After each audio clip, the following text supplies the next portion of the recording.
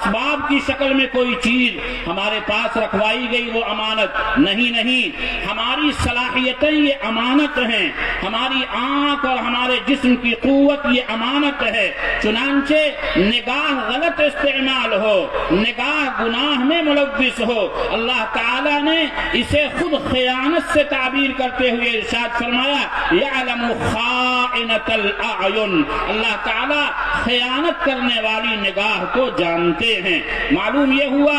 نگاہوں کا غلط استعمال یہ بھی خیانت ہے، ہماری صلاحیتیں غلط استعمال ہوں یہ بھی خیانت ہے، ہمارے بال بچے، ہمارے مال اور ہماری جائیدادیں اور دنیا کی یہ فراوانیاں یہ بھی اللہ کی امانت ہیں۔ پروردگار عالم نے اولاد دی ہے، اولاد کے دل میں اللہ کے نبی کی محبت پیدا کرنا، اہل بیت کی محبت پیدا کرنا، قرآن مجید کی تلاوت کی محبت پیدا کرنا، اللہ کا خوف بیٹھانا،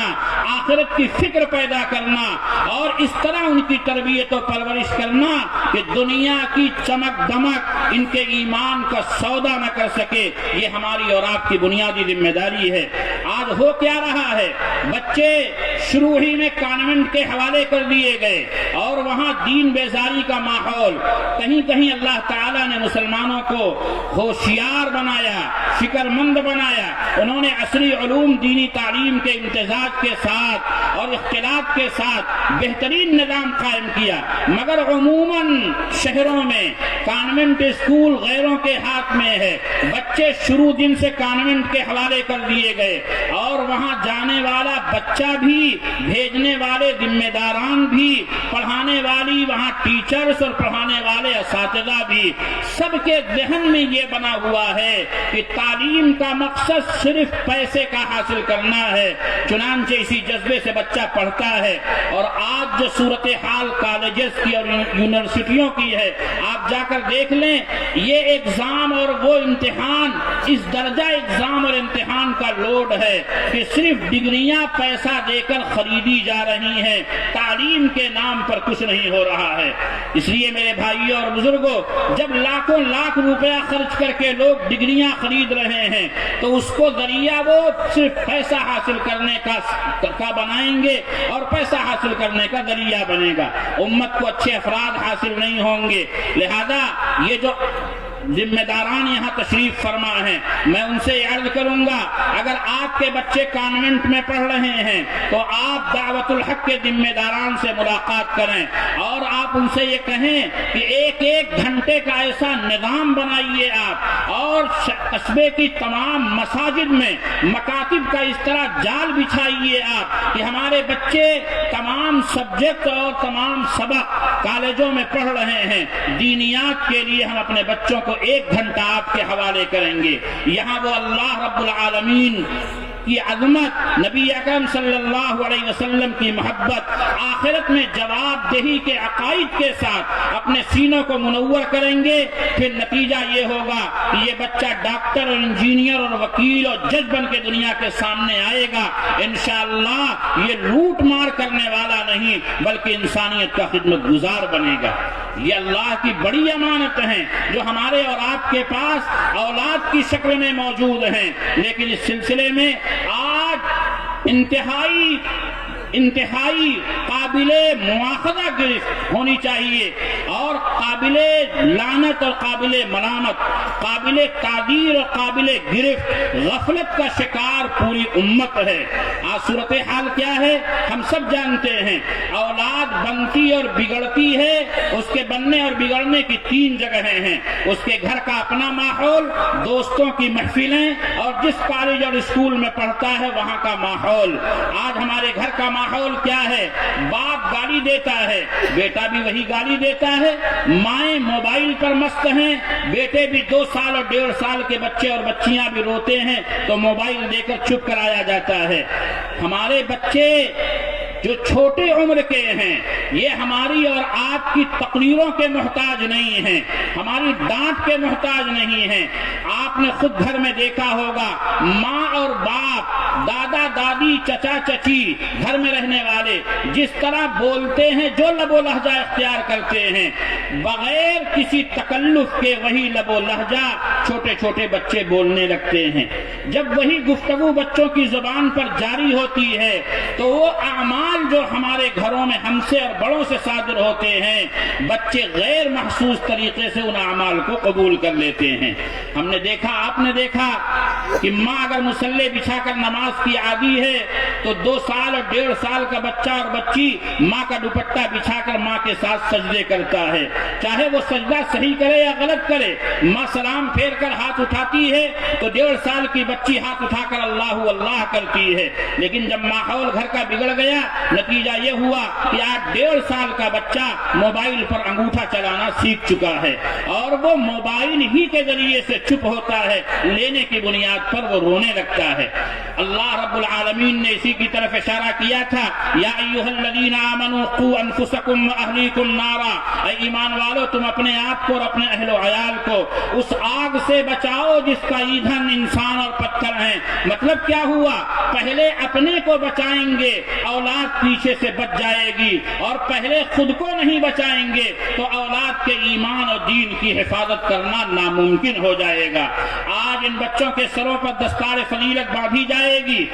ان کے سروں پر دستار فضیلت ابھی علماء کے ذریعے سے سجائی جائے گی۔ یہ بچے قرآن محفوظ رکھیں، اس کے لیے ضروری ہے کہ گھر میں تلاوت کا ماحول بنایا جائے۔ اگر یہ بچے مدرسے سے گھر گئے، 2 مہینے کی چھٹی میں گئے یا پڑھائی کو کسی وجہ سے ترک کر کے گھر رہنے لگے، باپ تلاوت نہیں کرتا، اماں تلاوت نہیں کرتی، 9 بجے اور 8 بجے سو کر اٹھنے کا معمول ہے، تو پھر ایسے گھرانے کے بچوں کا قرآن محفوظ نہیں رہ پائے گا۔ میرے بھائیوں اور بزرگوں، میں نے عرض کیا کہ ابھی دستار فضیلت سجائی جائے گی۔ اللہ کے پیغمبر نے فرمایا قرآن آئے گا اور اللہ سے سفارش کرے گا، یا رب حلی، پروردگار اسے سنوار دیجئے، اللہ اسے سجا دیجئے، یہ میرا تھا، میں اس کا تھا، میرے لیے راتوں کو جاگتا تھا، میرے لیے دن کی نیند قربان کرتا تھا، بہت سی خوشیوں اور تقریبات سے اس نے اپنے آپ کو کنارے رکھا تھا۔ یہ ہمارے بچے جو حفظ کرتے ہیں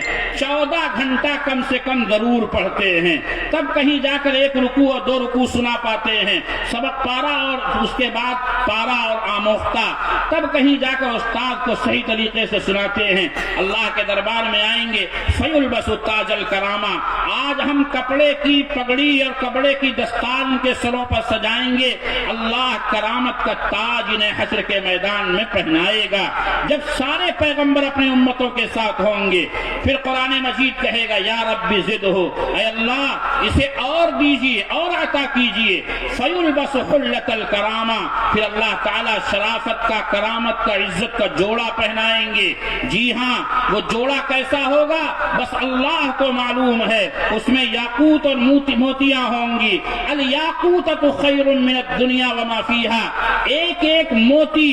دنیا اور دنیا میں جتنی نعمتیں ہو چکی ہیں، ظاہر ہو چکی ہیں، آئندہ ہوں گی، زمین کے اندر ہیں، زمین کے اوپر ہیں، ایک ایک موتی ان سے زیادہ قیمتی ہوگا۔ مسلمان کی کا حساب صرف موت تک نہیں لگایا جائے گا، مسلمان کا حساب جنت تک لگایا جائے گا، اور جنت تک جو چیزیں فائدہ پہنچانے والی ہیں وہی حقیقت میں ہمارے لیے فائدہ مند ہیں۔ لہذا جنت میں جانے سے پہلے اللہ کے دربار میں ہمیں اور آپ کو وہ جوڑا پہنایا گیا جس کی ایک ایک موتیاں دنیا اور دنیا کی تمام چیزوں سے زیادہ قیمتی ہیں۔ تاج سجایا جا چکا ہے اور کرامت کا جوڑا پہنایا جا چکا ہے۔ اب اللہ سے قرآن کہے گا اے رب کریم، آپ نے تاج بھی سجایا، آپ نے جوڑا بھی پہنایا، لیکن مولا اگر آپ راضی نہیں ہوں گے تب تو یہ کل بیکار ہے۔ یا رب ارضا عنہ، اے اللہ سب سے بڑی نعمت اپنی رضامندی بھی عطا کیجئے۔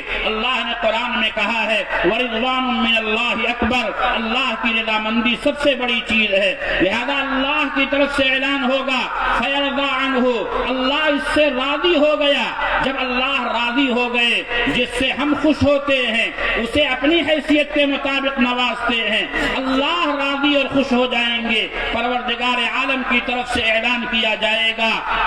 اقرا ورقا ویزاد بکل آیت حسنہ، پڑھتے جاؤ اور جنت کے درجوں پر چڑھتے جاؤ، ایک آیت پڑھو گے تو ہر آیت کے بدلے ایک نیکی اور درجے میں تمہارے لیے اضافہ کیا جائے گا۔ قرآن مجید میں اللہ کے نبی علیہ السلام کے فرمان کے مطابق کہ قرآن مجید میں جتنی آیتیں ہیں جنت میں اتنے ہی درجے ہیں۔ ہمارے یہاں جو قرآن مجید کی قرأت چل رہی ہے وہ حضرت عاصم کوفی کی قرأت ہے، جو امام حفص کی روایت کے ذریعے پڑھائی جا رہی ہے۔ اس میں علماء نے کہا ہے کہ 6236 آیتیں ہیں، اور اللہ کے پیغمبر کے فرمان کے مطابق درجات الجنہ بعدد آی القرآن، جنت کے درجات قرآن مجید کی آیات کے بقدر ہیں۔ حافظ قرآن اور قرآن کے ماہرین اور علماء سے اونچا درجہ کسی اور کو نہیں دیا جائے گا، بس یہ انبیاء سے ایک درجہ نیچے ہوں گے کیونکہ وہ نبی ہوں گے اور یہ نبی نہیں ہوں گے۔ اللہ کے حبیب علیہ السلام کے فرمان کے مطابق اللہ کے یہاں ان کا جو اعزاز کیا جائے گا، اس اعزاز کو دیکھ کر ظاہر بات ہے یہ والدین کہیں گے اللہ ہم کہاں گئے، ہم ہی نے تو بھیجا تھا۔ اللہ کی طرف سے انہیں آگے بلایا جائے گا، ان کے سروں پر تاج رکھا جائے گا، انہیں جوڑے پہنائے جائیں گے، حافظ قرآن بلند ہوگا، ان کی اولاد کے ذریعے سے حافظ قرآن کے والدین کو بلند کیا جائے گا۔ والذین آمنوا واتبعتهم ذریتهم بإیمان الحقنا بهم ذریتهم وما التناهم من عملهم من شیء، والدہ کہیں ہو، بیٹا کہیں ہو، شوہر کہیں ہو، بیوی کہیں ہو، بچے کہیں ہو، اماں ابا کہیں ہو، اچھا نہیں لگے گا۔ اللہ اگر اولاد اوپر جا رہی ہے تو والدین کو بھی اوپر لے جائیں گے، انہیں جوڑے پہنائے جائیں گے، وہ یہ کہیں گے پروردگار ہمیں یہ جوڑے کیوں پہنائے گئے۔ وہ بعض لوگ ایسے بھی ہوں گے جن کے بچے حافظ قرآن ہوں گے مگر وہ ٹھیلا کھینچ رہے ہوں گے، بعض ایسے ہوں گے جو حافظ قرآن ہوں گے جن کے بچے مگر وہ پڑھے لکھے نہیں ہوں گے، وہ کہیں گے ربا ہمیں کیوں نوازا گیا۔ اللہ کی طرف سے یہ اعلان کیا جائے گا، انہیں بتایا جائے گا تم نے اپنے بچوں کو قرآن کے لیے فارغ کیا، اپنے بچوں کو قرآن پر قربان کیا، اللہ رب العالمین نے تمہارے لیے منازل اور درجات کو قربان کیا، پروردگار نے تمہیں درجوں سے نوازا۔ میرے بھائیوں اور بزرگوں، اللہ کے حبیب جناب محمد عربی صلی اللہ علیہ وسلم نے ہمیں اور آپ کو یہ بات بتائی ہے، میرے لوگوں اگر مجھ سے تم محبت کرنا چاہتے ہو تو زبان کو صداقت کے ساتھ استعمال کرو، دل آزاری اور دل توڑنے کے لیے زبان استعمال نہیں ہونی چاہیے، جھوٹ تمہاری زبان سے نہیں نکلنا چاہیے۔ اسی طرح جو امانتیں تمہارے پاس ہیں ان امانتوں میں امانت کی ادائیگی کا اہتمام کرو۔ یہ دو چیزیں بیان فرمائیں۔ تیسری چیز اور آخری چیز اللہ کے نبی علیہ السلام نے بیان فرمایا، اگر تمہاری یہ تمنا ہے کہ تم اللہ اور اس کے رسول سے محبت کرنے والے مانے جاؤ اور اللہ اور اس کے رسول بھی تم سے محبت کریں، تو تیسرا کام تمہیں یہ کرنا ہے وَلْيُحْسِنْ جِوَارَ مَنْ جَاوَرَهُ، تمہارے آس پاس رہنے والے جو پڑوسی ہیں، تمہارے ساتھ رہنے والے جو تمہارے ساتھی ہیں، آس پڑوس میں رہنے والے لوگ ہیں، ان کے ساتھ حسن سلوک، حسن معاشرت، نیکی اور احسان کا معاملہ کرو۔ اللہ کے پیغمبر علیہ السلام نے اس سلسلے میں بڑی تاکید فرمائی، چنانچہ ایک موقع پر حضرت عمرو ابن العاص رضی اللہ تعالیٰ عنہ کے بچوں نے بکری ذبح کی، کہنے لگے اہدیتم لجارنا الیہودی، ہمارے یہودی پڑوسی کو تم نے ہدیہ دے دیا، 3 مرتبہ فرمایا۔ بچوں نے کہا ہاں ابا جان دے دیا گیا، ان کے گھر بھیج دیا گیا، آپ اتنا پریشان کیوں ہیں؟ کہنے لگے خدا کی قسم میں نے نبی اکرم صلی اللہ علیہ وسلم کو یہ فرماتے ہوئے سنا ہے کہ جب بھی جبریل میرے پاس آتے تھے یوسینی بالجار حتی ظننت انہ سیورثہ، وہ مجھے پڑوسیوں کے بارے میں ضرور تاکید فرماتے تھے، یہاں تک کہ میرا یہ گمان اور خیال ہونے لگا کہ پڑوسی کو وراثت میں بھی شریک کر لیا جائے گا۔ اتنا اہم مسئلہ تھا، چنانچہ اللہ کے نبی نے فرمایا من کان یؤمن باللہ والیوم الآخر فلیکرم جارہ، جو آدمی اللہ اور اس کے رسول پر ایمان رکھتا ہے یعنی مسلمان ہونے کا دعوے دار ہے تو وہ اپنے پڑوسیوں کے ساتھ حسن سلوک کرے، اچھا برتاؤ کرے۔ پڑوسی کون ہیں؟ حضرت علی مرتضی رضی اللہ تعالیٰ عنہ کے حوالے سے پڑوسی کے سلسلے میں دو قول نقل کیا جاتا ہے کہ اگر یہ مائک ہٹا دیا جائے اور فجر کی اذان دی جائے، اذان کی آواز جہاں تک پہنچے گی بغیر مائک کے وہ ہمارا پڑوس ہے۔ حضرت علی مرتضی سے ایک دوسری روایت یہ ہے کہ صبح کی نماز میں جتنی دور کے لوگ مسجد میں آتے ہیں وہ پڑوس ہے، اور حضرت عائشہ صدیقہ رضی اللہ تعالی عنہا سے پڑوس کی تعریف نبی اکرم صلی اللہ علیہ وسلم کے حوالے سے یہ نقل کی گئی ہے۔ حضرت عائشہ نے فرمایا اللہ کے نبی علیہ الصلوۃ والسلام کا فرمان ہے الجوار 40 دارا، پڑوس 40 گھر کا ہوتا ہے۔ علماء نے اس کی تشریح دو طرح کی ہے۔